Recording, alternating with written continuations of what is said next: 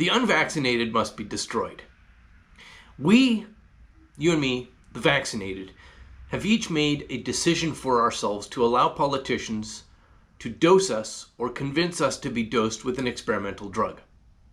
Now, whether we did that early on when the injections were first available because we were terrified, or whether we did it later on under conditions of duress or blackmail or threats, we each made that bargain.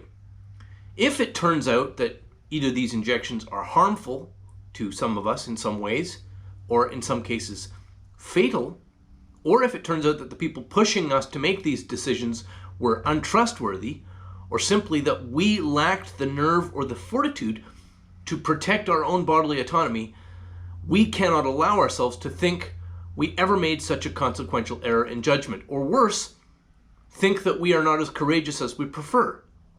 Those types of realizations are intolerable. It's much more preferable to think that we are virtuous rather than obedient and intimidated.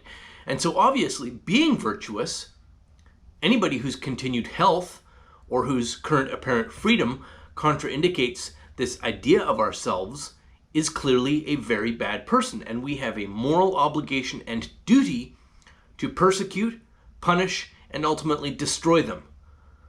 And so that's what we're going to do. The unvaccinated must be destroyed. Thank you for your kind attention.